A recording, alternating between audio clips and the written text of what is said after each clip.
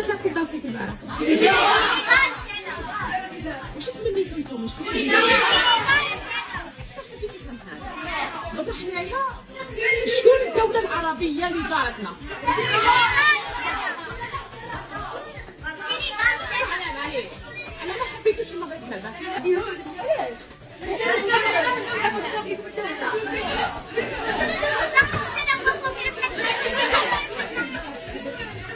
هذولا في المغرب يحبونا ولا ما يحبوناش؟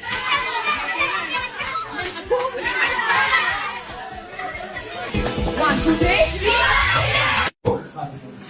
كيدوزوا الليله ديالكم رائعه والفقصه لعله خير. ركزوا معايا بعدا الناس الحمد لله في كره القدم راه كتقاري كره القدم، ولكن عطيونا واحد التحليل بسيط. دروس وعبر في نهائي كاس افريقيا. اول حاجه ان ليس كل ما يتمناه الانسان يكتب له، هذه قاعده. حنا كنتمناو بزاف الحاجات وتمنينا اللقب، ولكن ما تكتبش لينا في حياتنا الشخصيه. شحال من حاجه تمنيتي تكون لينا ما وصلتش لحكمه يعلمها الله سبحانه وتعالى. ولذلك النبي صلى الله عليه وسلم قال لو تفتحوا ابواب الشيطان، ما يقولش ابن ادم لو ان لي كذا وكذا لفعلت كذا وكذا، بل قل قدر الله وما شاء فعل. هذه قاعده في الحياه.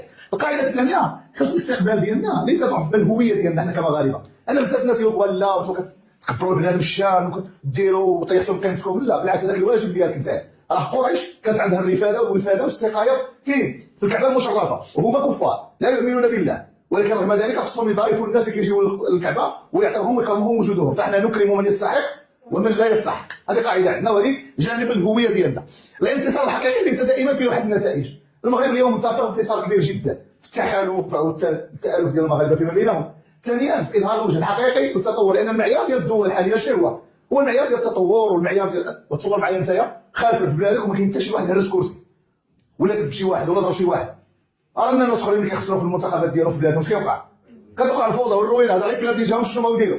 اذا حنا كنقولوا بان الانتصار الحقيقي ماشي دائما، ربحنا حاجات اخرى كثيره جدا ربحناها خصنا نشوفوها. ولذلك ننظر الى الجانب المملوء في الكاس والى الجانب الفارغ. الامر الاخر على ان التوقع المفرط يصنع الصدمه، وركزوا عليها مزيان. العيب ديال المغاربه كاملين انهم احتفلوا بالكاس قبل الوقت. انا شخصيا على راسي عندي يقين 90% او 99% انا في العشيه ديال الاحتفال وكاين الفرحه والكاس مغربيه وكذا. هادشي علاش كانت الصدمه لبعض الناس كثر. لماذا؟ لان سقف التوقعات كان مرتفعا، وكل ما كان سقف التوقع مرتفع كل ما كانت خيبه الامل مرتفعه هي وكثر. ولذلك بالفعل البارح عندنا كان الناس فرحانين ومحتفلين قبال. ولذلك كيقول لك من تصدر قبل اوانه تصدى لهوانه.